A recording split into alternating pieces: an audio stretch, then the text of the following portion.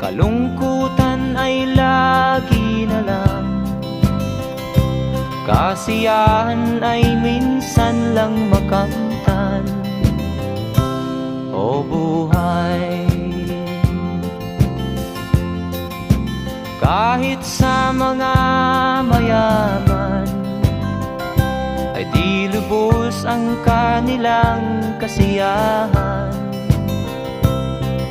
Sa buhay ng mahirap ay gayon din, lalo pat kay dami mong mga utang. O buhay,